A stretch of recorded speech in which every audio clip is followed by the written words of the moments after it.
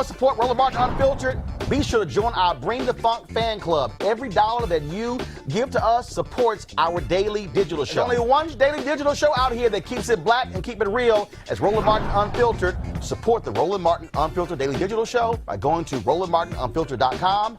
You can make this possible. I'm going to play this video. Y'all, this was 4 years ago.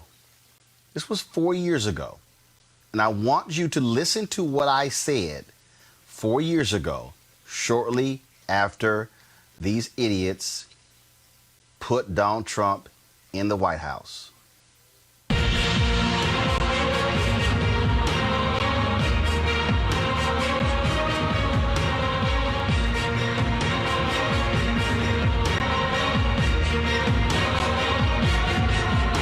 Let's get right to the issue at hand. Y'all have already been talking about it. We've been discussing it right here on TV One. After yesterday's despicable news conference by President Donald Trump, I was in my car trying to decide what is it that I wanted to listen to put into proper context my feelings about what we heard. And I thought back to the first black woman elected from the South since Reconstruction, Congresswoman Barbara Jordan of Houston. Here's what she had to say in 1973 at the Watergate hearings. Earlier today, we heard the beginning of the preamble to the Constitution of the United States.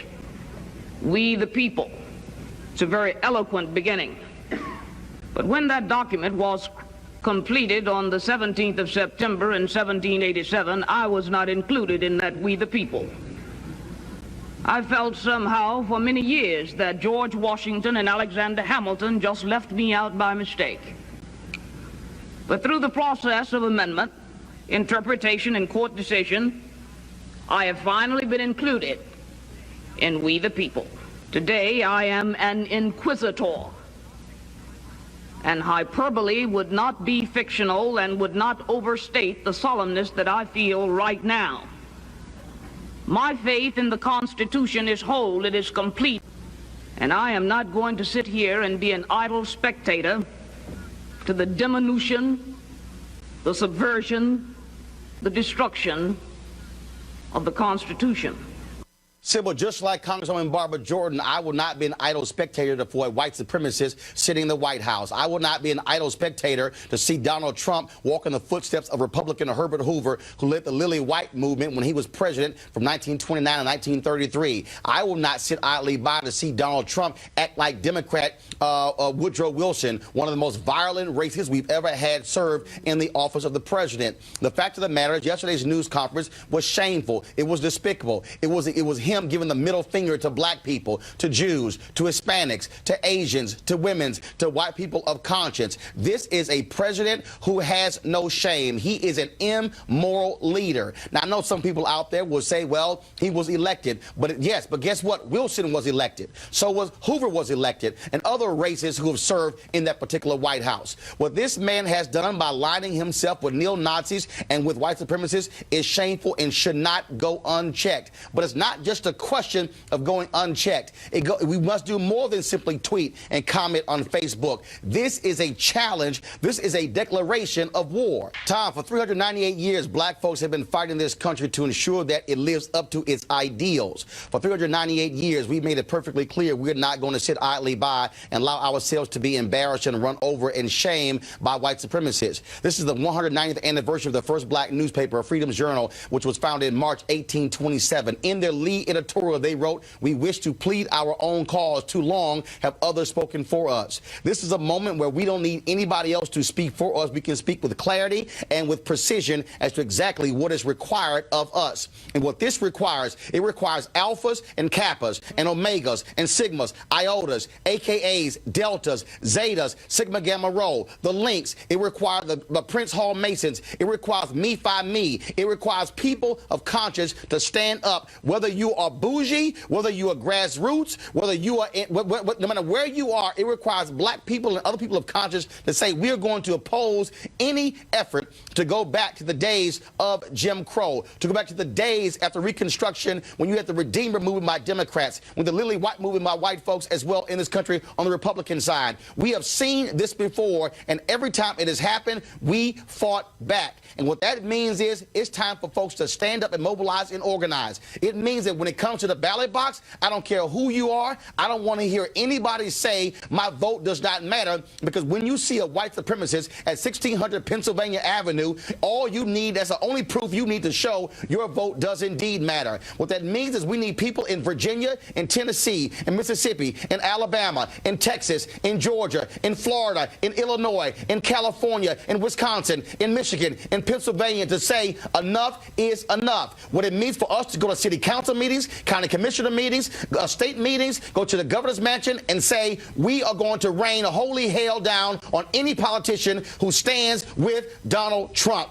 If you think we are playing, you're wrong. The previous generation, the baby boomers, they stood up. Our grandmothers and grandfathers stood up. Our mothers and fathers stood up. It is time for Gen X and Gen Y and millennial generation to stand up and say we are going to take this fight on and go after anybody who stands in our path. I will not stand idly by and listen to Donald Trump anymore. I will not listen to a man who is an immoral leader. I will not listen to anybody, whether they are black Republican, who agrees with him, who voted for him, who continues to apologize for him. And you will be name checked, you will be embarrassed, and you will not be invited to anything that involves black people. It is time for us to call people out. It is time for us to realize that we cannot wait. In 2018, we're going to commemorate the 50th anniversary of Dr. King being assassinated. We're going to focus on the 50th anniversary of the Kerner Commission's report on the race riots in 1967. Do understand this is a moment where people are going to have to decide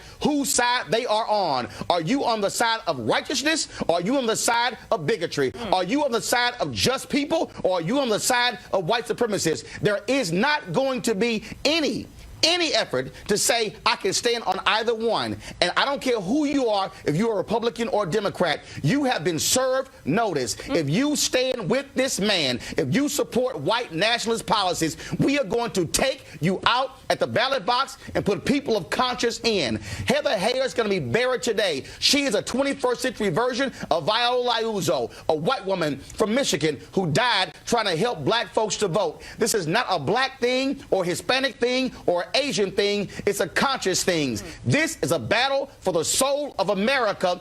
And like the Tuskegee Airmen said, we'll fight to the last hour, to the last minute, to the last second. We will fight, fight, fight. Number 45, game on. Greg Carr, you were sitting on that set. Yeah. Sitting next to Liz Copeland. That's right. That has to be our attitude for the next 81 days. Well, for our whole lives, Roland, I think what we just watched, and by the way, whether it be Lawrence O'Donnell and eventually Chris Hayes and others who have followed in the wake, you've been saying that from day one. Now they become more emboldened, Don Lemon and others. Well, they won't invite me on their shows, but go ahead. Oh, no, they won't, but they watch yours because it took them 2 years, 2.5, 3 years, but they finally started talking like that a little bit. They still ain't, got a whole lot of bass in their voice. But the important thing, I think, that we just saw there, it's funny when you say immoral leader. See, you believe in something that's bigger than the United States. That was a sermon. And I think that is the one thing that you and I and Reese and Erica and our people have in common with Larry Kudlow. We have faith, but our faith, and I love Barbara Jordan. I mean, brilliant orator. When Barbara Jordan said her faith in the Constitution is perfect, I appreciate that. I honor that. But at some point, we're going to have a real conversation with that, because my reading is she's making a fundamental mistake, because that immorality you were talking about isn't derived from reading the U.S. Constitution. I suspect it's informed much more by the Christian Bible. And Larry Kudlow has a faith as well. His faith is in white nationalism and money. And that's bigger than the United States. See, the United States, you got to think the United States, that's why he says it's not our game. The United States is a game. It's a state. That means it doesn't have an anchor in a thing beyond itself. So when we go to biblical scripture and it says faith is the substance of things hoped for, the evidence of things not seen. Okay, the substance of things hoped for, that's that aspirational America that Barack Obama was talking about, that we thought once we got one person in, is going to do something, which is why I did what you suggested. I went to vote.org. I checked. I voted a couple of months ago. I still went. I even kicked a little money into them. I'm going to vote for Biden Harris. And when they get inaugurated, I'm going to work like hell to bend them to the will of the people, because I don't care who's in office, because we got to understand our faith can't be in politics as the end, because when we understand Kudlow's faith is in money and white nationalism, so is Trump. Right. So is this little creature right here, Stephen Miller. This book just came out, Hate Monger. This is the book on Stephen Miller, 34 years old, sitting up there. I have nothing in common with this man, but what they count on, which is why people being civil, what they count on is the idea that somehow the American Negro, sometime between when the boats pulled up and now, converted our faith in something much bigger than the United States to a faith in the United States. And see, that then is like in basketball, when you pick up your dribble and freeze the person who's playing defense. They think they can freeze us by continuing to say, well, you have to subpoena us and then you have to come and appeal to the court. Meanwhile, they understand they don't give a damn about none of that. Their faith is in something else. Now, what they don't understand finally about us is that our faith was always in something else too. So even though Barbara Jordan can say her faith in the Constitution is perfect, trust me, her mom and them, her family and them, their faith was in something bigger than that. And woe be the day, white nationalists, when you wreck your little experiment, because you're going to find out that we never believed in the United States as the end all and be all. And once we become clear that you don't believe in it, we might actually make some progress, because we just tear this whole damn thing down. And that really is what we're talking about, because we are dealing with a man who will flout the law, who does not care. For all of Barack Obama's cautiousness, his patience, his sense of decency and respect, this man has said, I don't give a damn about any of that. And the white folks who are supporting him, and those few Latinos, and those few black people, and the rest of them, what they are saying is, we got no problem with the thug in chief. See, that's why after the next 82 days, I don't want to hear a damn thing for none of them. None of them. See, I don't want to hear Newt Gingrich talking trash about Senator Kamala Harris. I don't want to hear Newt Gingrich, who actually, let me just pull up, because I just want y'all to understand what we're dealing with here. Because when you're dealing with these thugs who have no sense of decency, when you're dealing with that idiot Jerry Falwell Jr., who they had to replace because he was just so pathetic, so-called Christian university. This is what Newt Gingrich tweeted on yesterday. Kamala Harris is such an aggressive personality that she will quickly join Pelosi and Schumer in dominating Biden. As Biden grows weaker and weaker, the election will focus on Harris's radical left positions and her ruthless use of government power to impose radical values. Nobody. Well, actually, I'm going to take one line from Greg. See, Gingrich can speak about being ruthless and using government power, because that's what that thug did. That's what he did when he took out Jim Wright. That's what that thug did. And see, you want to talk about Senator Kamala Harris, aggressive personality? How aggressive can you be when your wife is sick and you cheating on her and you ask her for a divorce from the hospital bed? Oh, yeah, I went there. Because, see, I'm not going to hear a lecture from any of these fraudulent individuals. Damn you, Franklin Graham. Damn you, Ralph Reed. Damn you, Robert Jeffers. Damn you, all of you fake Paula White, you too. Damn all of you fake Christians who say nothing about this immoral man. You say nothing about his birther wife, who has yet to apologize to Michelle Obama and Barack Obama for her birtherism. And now, all of a sudden, now, y'all want to bring up birtherism again. You had some fool who got beaten by Kamala Harris, who writes a piece in Newsweek trying to somehow suggest, is she actually an American? Is she legitimate? Can she be on the ticket? And then the folks at Newsweek want to sit here and say, oh, y'all got this whole thing wrong. Why we ran it? Hell no, you ran it. That's why we not going to read you. What I'm trying to get all y'all to understand, I said this means war. And let me tell y'all something. I remember getting a phone call from the CEO of TV One. Oh, what are you doing? And then the president of the network, what are you doing? I said, damn it, I'm laying down a marker. Right. Because I needed them to understand that you can't be black media. You can't be black-owned media and be scared. Preach, Roland. You can't.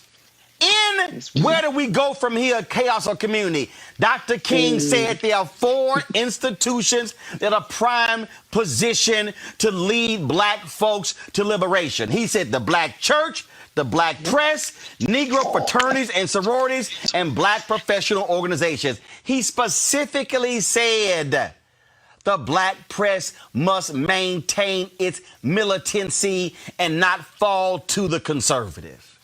And that really is the fundamental problem. That's really where we are right now. See, that's why I'm not playing games when it comes to these folk, when it comes to spending dollars with black-owned media.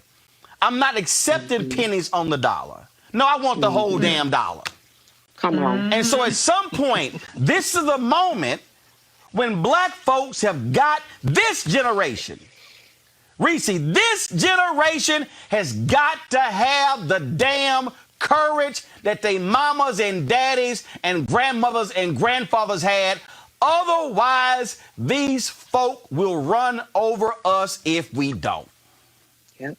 Listen, Roland, I have stomped a hole in anybody that has come for Kamala Harris, Democrat or Republican. I went to war with Chris Dodd, Ed Rendell, David Axelrod. I am never scared. And if I could go to war with Democrats and rip their ass apart, you can better believe when it comes to these Republicans, I'm about to tap that ass for the next 80 days and however long it takes to get these motherfuckers out of office. And so we have to stop with the civility. We have to stop with the mincing words. We have to stop with kowtowing and the buck dancing and being afraid to call it what it is. That same energy that people have and going against the black folks, the people like the CBC members or Senator Kamala Harris, who's making history now, take that energy towards Mitch McConnell. Take that energy towards Donald Trump. Take that energy towards the Postmaster General. We have the ability to get outraged. We have the ability to go to war. But unfortunately, we spend so much time going to war with the people that we need to be joining arms with, at least for the next 83 days. Whatever problem you have or whoever the hell you have a problem with in the Democratic Party,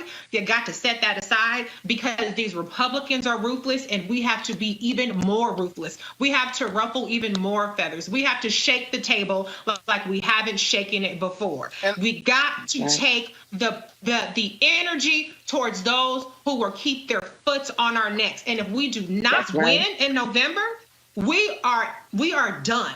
We are done. And I know Dr. Carr says that this, he's fine to see this American experiment kind of go a certain way. I don't have that kind of faith, Dr. Carr, about what's on the other side of that. So for me, I'm trying to see us get back to where we need to get to and make sure that we take out the people that need to be taken out, and that's Donald Trump and all his cronies. And Erica, here's the deal. That's right. I got white folks who watch the show who actually sent money in. I need them to have the same courage. There's a reason in that commentary I mentioned Viola Liuzzo. There's a reason I can mention James Reed. There's a reason, because there were white folks who died during the Black Freedom Movement. And we've seen white folks of courage out in these streets dealing with Black Lives Matter. But this is the moment where, like I keep saying, this can't be close. This election cannot be close. Donald Trump and the Republican Party, they already plan to sue. Already. No. You got to beat his ass by 500,000 votes in Florida and in Texas and in Georgia. You got to beat him by 500,000. Like my man said in Remember the Titans, Herman, leave no doubt. That's right. That's right. And, honestly, what you and Reese said, it's time to pass the collection plate. Listen, this is war, right? Roland has said it, Reese has laid it out, and I'm sure Dr. Carr is going to really kind of put the icing on the cake. But this is war. And for the amount of time, and I have to continue to go back to this because honestly, it's a case against the simples and about it. If you are a simple person, then a simple person would be more relegated to kind of having these arguments and comments in social media, talking about things that don't have any type of bearing over your liberties and over the semblance of freedom that we do have remaining. This is a time to focus. And so again, what Reese talked about is all of that energy that people put towards biting and talking about the 55, I believe it is, members of the Congressional Black Caucus. People talk about folks that are doing the unsexy behind the scenes work as legislators to ensure that there is a voice at the table that is representative of Black folks, their constituencies, working class, poor, rural, all of that. To actually put that energy into, as we've been talking about for quite some time here on Roland Martin Unfiltered, get your voting plan together. Because see, what you're not going to hear in the birther conversation is Raphael Edward Cruz, aka Ted Cruz, who was born in Canada, okay, whose father actually claimed political asylum here in the United States from Cuba. You're not going to hear about the late John McCain that was born in Panama, but you will hear it around Black-facing folks. So honestly, people need to step away from the conversation, calling into question who Kamala Harris is. She's a Black woman, damn it. She has led on the executive level. Anything you need to know about comprehensively around Senator Kamala Harris, go see Reese, go to her Twitter page. She has a few threads that comprehensively lay out these really simple conversations where people are trying to wax poetic about what they don't know about. Listen, if you want to have some semblance of what remains of this democracy come November 4th, get your voting plan together. Shut the hell up with the silly, simple talk that gets you nowhere, that does not get us closer to actually having a national strategy, to actually paving the way into making some real inroads around these different crises that we have going on, as we saw in the Biden-Harris press conference this afternoon, and get ready to vote, period. Greg, this and Greg, and I really need people listening to understand. That's First of all, we got right now. We got it's we about to hit 7,000 on YouTube. We almost got 2,000 on Facebook. But here's the deal, and I did an interview earlier today. The big problem we also facing with right now, and just y'all, for those of y'all who got kids watching, I'm giving you a warning in advance.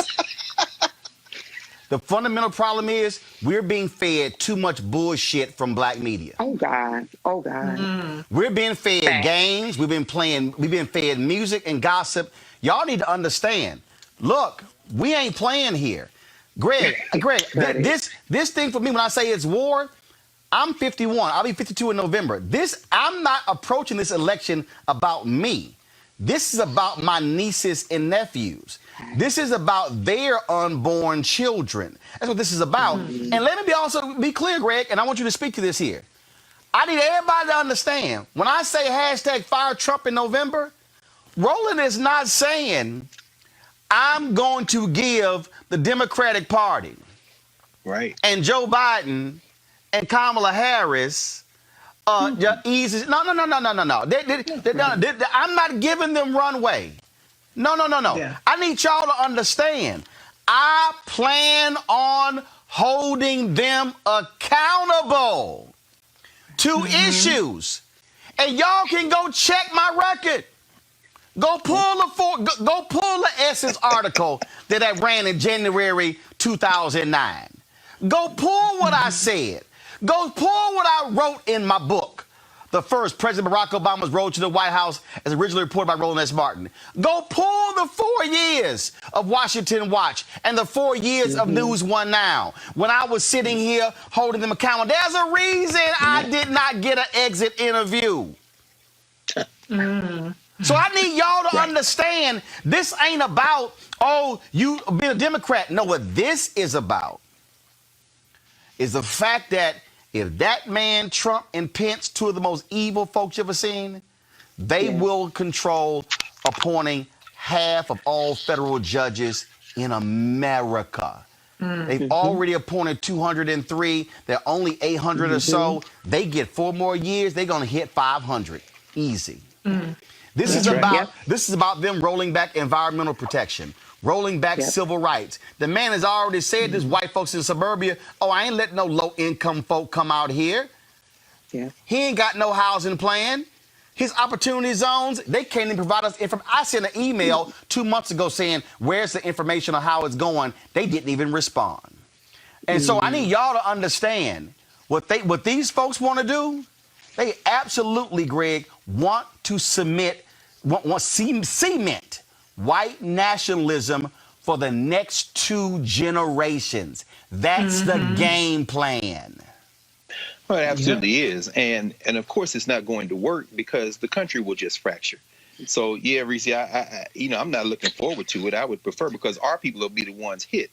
But if they do steal this election, it won't mean the end of the people who live in the country. It's just going to mean the country's going to fracture. Because California is not going to keep carrying the Dakotas.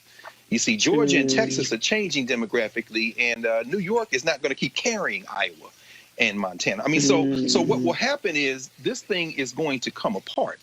So if you want this country to continue in its current configuration, you better go out there and vote. Now, I have friends and colleagues, we debate, we argue, and I agree with their general assessment in terms of how nations come and go, but they are, they're more willing to see that happen. So some of them will sit that out, right? And so, I understand their philosophy, but I also say it's our people who are going to get hurt. And it's important to understand, I've been spending a lot of time over the last month and a half since C.T. Vivian and John Lewis left, in the wee hours of the morning, flipping through books and rereading, and then listening to some of these elders who I know who are still here, like Dory Ladner and them from Student Nonviolent Coordinating Committee. These were teenagers and 20-somethings, man. When you mention Viola Louiso, she's a younger, you know what I'm saying? These are young people. They're 17, 18, 19 years. John Lewis, 19 years old when Kelly Miller Smith told him go over there and hang out with James Lawson, who's still alive. So understand when young people say, well, y'all old people, hold on, slow down. Because guess what? I ain't saying they was listening to the 1961 version of WAP, Megan and them, but it ain't like that. No, I'm saying, but they weren't listening to all bubblegum when they were in there risking their entire lives in Lowndes County, Alabama, and in Mississippi Delta.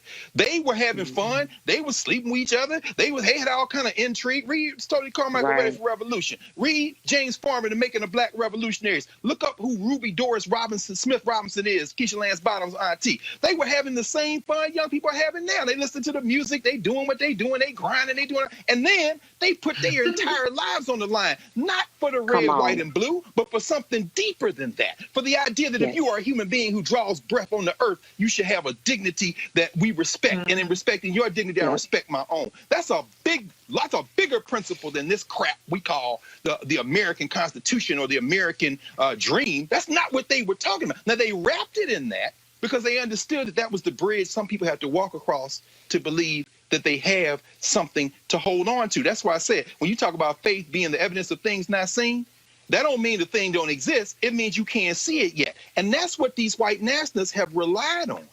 For us, they keep waving the flag and the Constitution, and they say, now, we don't believe it, but we think you do. So therefore, if you just hold on a little longer, well, guess what? You've overplayed your hand now. So I guess what I'm saying is, in conclusion, the idea that we are at war, like what Erica said, Erica's right.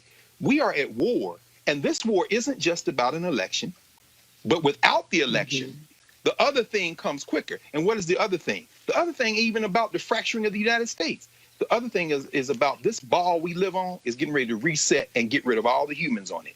That's the that's the rollback of environmental regulations. Yep. When you see this cotton candy melting, brain-addled, riddled clown stumble his increasingly obtuse ass over into Europe and say United States is withdrawing from the Paris climate accords. Those accords weren't even the thing. They were a gesture toward the thing. But guess what? If you get another 4 years of them, you ain't got to worry about what your politics are. And you talk about we can't breathe. Guess what? Can't nobody breathe. Because these devils right here getting ready to blow it up. And the earth is going to be like, we're tired of the species now. Y'all should have contained that 500 years ago. But your cousins that came out of Western Eurasia and messed this thing up, now everybody got to pay the bill. So when you see this little punk mayor, like this little town, oh, Roland, I can't think of the guy's name. In Virginia, they call Kamala Harris Aunt Jemima today. I mean, you all are so damn racist that you can't see what these young people in Mississippi and Alabama in the 1960s, people like John Lewis and Dory Ladner and Joyce Ladner and their little bit older mentors like Medgar Wiley Evers, you can't see what they see. We gonna save ourselves if we can, and if it means saving you too, then we gonna save you too. But please don't mistake that from we value your life more than ours. Please don't mistake it for that. So you young people talking about y'all ain't gonna vote, just go on and go on vote.org, see if you're registered, if you're not registered, and go on pull the lever for Biden and Harris. And that's coming from somebody who doesn't believe that's the ultimate goal, but that's a weapon. And Erica done told y'all we are at war. So pull that lever, and once they get in there, you tell them, now I want Medicare for all. I don't care whether you believe it in or not. I'm going to get everybody out here, and if you don't like it, I'm going to primary you like my man Jamal Bowman did and got rid of Elliot Ingalls. I'm going to primary you like Cori Bush did in St. Louis and got rid of Clay. I mean, look, we ain't got to agree, but get them in the office first. Please. That's the. In fact, I should say this, Roland. I know I went on for a while, but last night you talked about Shirley Chisholm. I was watching because I spent a lot of time rereading the stuff. In the lead up to the meeting in 1972 in Gary, Indiana, Shirley Chisholm didn't go to the Gary convention. Percy Sutton in New York supported her for running for president, but guys like the Stokes brothers and them didn't support her, and she called them out for being sexist and all that. But in the prelim meeting to the Gary convention, Shirley Chisholm said something very interesting. She said, you know, I don't think we can have a convention where we can all unify because black people have too many different ideological differences. I don't think we can come together. And, you know, whether she was right or wrong, that's something that we're going to have to address. Because on some things, like this next 80-some days, we're going to have to be like Marcus Garvey, whose birthday is Monday. We're going to have to be one God, one aim, one destiny. That we can fight all the way to the poll, vote, fight all the way back, and then keep fighting. But damn it, if you don't do this right here, it ain't going to be no poll to vote for because the flood coming and the sun going to bake your ass. And the next thing you know, we can have this argument in the ancestral realm because it ain't going to be no place on earth for us to live. Let me close this out this way. I saw this comment on YouTube by Mike Locke, and he said, well, Biden and Harris aren't the ones to believe in. Let me just, I said it on Instagram, and I said it now. Y'all, it's two choices. Y'all are more than happy to bring up the Green Party and the Libertarian Party and anybody else. They ain't got no shot. It's two choices. Trump, Pence, Biden, Harris. Right. Your thinking should be, of those two choices, which one am I more likely to be able to talk with and push to get what I want? Trump, Pence, or Biden, Harris? That's right. This is not saying, oh, I'm in love with Trump, Pence, and Biden, Harris. Exactly. This is not about I'm good with Trump, Pence, and Biden, Harris. What this is about is who am I likely to see in voter suppression? Trump, Pence, or Biden, Harris? Who am I likely to see support police consent decrees? Trump, Pence, or Biden, Harris? Who am I more likely to see with a housing plan to increase black home ownership? Trump, Pence, Biden, Harris. Who am I more likely to see put in their budget funds to deal with black women and the troubling issue of having children? Trump, Pence. That's right. That's right. The so-called pro-lifers and Biden, Harris. Who am I more likely to see reinstate the Obama-era law that protected black people from auto discrimination? The team that actually reversed it, Trump, Pence, or Biden-Harris that actually had it passed when he was vice president? Who is more likely going to advance civil rights? Trump-Pence, who's rolling it back, or Biden-Harris? See, these are real basic. These are real basic and fundamental. And so what you have to say is, okay, I got to make a decision here. And what I got to say is, these are the issues that I care about. Okay, and okay, who am I going to go with? And as Greg said, when I do it, I am then going to put pressure on you to ensure that you do it. Right now, who's ignoring you? Trump, Pence, or Biden, Harris? Who has actually talked with black media, which means talking to black people? Trump, Pence, or Biden, Harris? That really, folks, is how you make decisions. I don't have to like anybody. I don't have to love anybody. But what you do have to do is like and love yourself. Yes, sir. And your children, Right. and your nieces and nephews, and your aunts and uncles, and your mamas and daddies, and your neighbors, and your frat brothers, your sorority sisters, and your church members, and your Boulay brothers, and your Prince Hall Mason brothers, and your Eastern Star sisters. I can go down the whole line. You got to make a decision. Do I love me and my people enough to actually use the one thing that they've been trying to take from me? And if they have worked that hard to take your vote, if y'all realize Desmond and Sheena Meade spent 10 years trying to get Amendment 4 on the ballot and approved in Florida? Y'all, 10 years. And when they did, Florida Republicans changed the law to make it harder to get ballot initiatives. They were fine with Republican ballot initiatives, but they made it harder after those black folks with the Florida Rights Restoration Coalition aligned with white people in Florida and Latino people in Florida and Asian people in Florida, and that sucker passed more than 65%. The Republicans like, no, hell no, we gonna make this even more difficult. Y'all, it took them 10 years. And they are still fighting it. So you gotta vote. You gotta say, who's with that amendment? Trump, Pence, Biden, Harris. That's right. That's what you gotta decide. And then what you gotta do in this COVID world, I need every single one of y'all to do this here. I need every single, y'all, it's 6,785 of y'all watching right now on YouTube. It's 1,400 watching on Facebook. It's 128 watching on Periscope. I need every single one of you. So that right there, y'all, is 81. That's 8,200. If every single person watches, and if every single person says, watching, I am going to reach out to 10 people, minimum. That means just the people. I need y'all. Y'all, I need y'all to listen to what I'm about to say. See, I love it when God just drops it.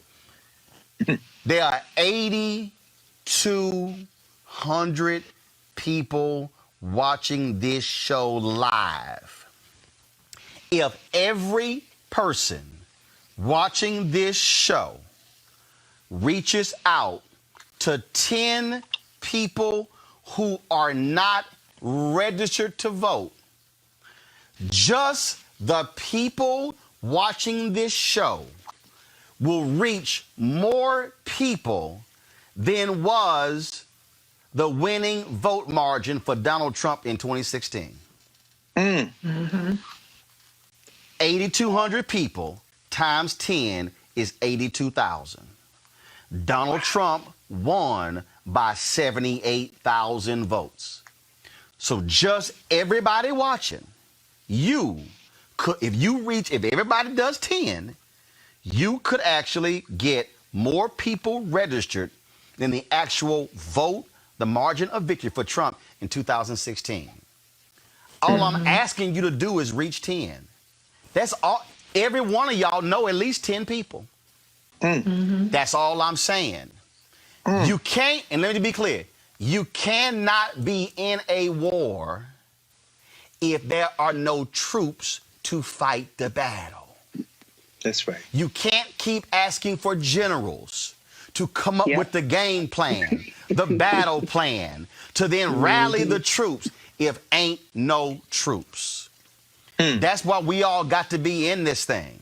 And it's the same reason why, look, y'all got to tell, I need all y'all tell them, watch this show.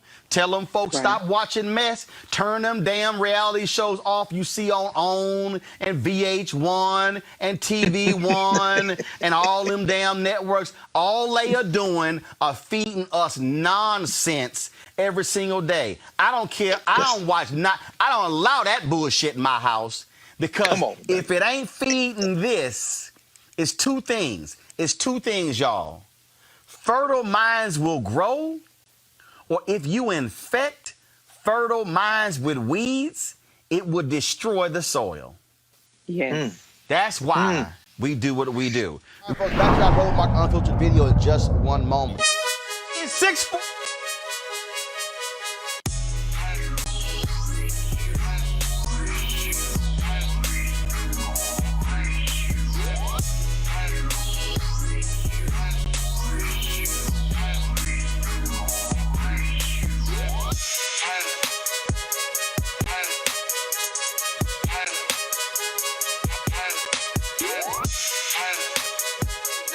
Black-owned company, Mary Spio owns it. She created a couple of these great products here, folks. One of them is this VR headset right here. You can just take your smartphone, drop it right into here, close this up, put this thing on your head, and you can actually go to their site or watch 360-degree video right here, virtual reality video with this headset. Of course, they have content on Ceek.com. You can actually subscribe to that. So that's a pretty cool headset right there. Then also they have these 360-degree 4D headphones. And so you can, of course, amazing bass. You can also, if you're a gamer, you can utilize the microphone for these headphones as well. Bluetooth, so you can, I've had conversations with folks when I'm out walking with these headphones on. And so if you want to get either one of these or get both of them, go to Ceek.com, Ceek.com. Use the promo code RMVIP2020, RMVIP2020.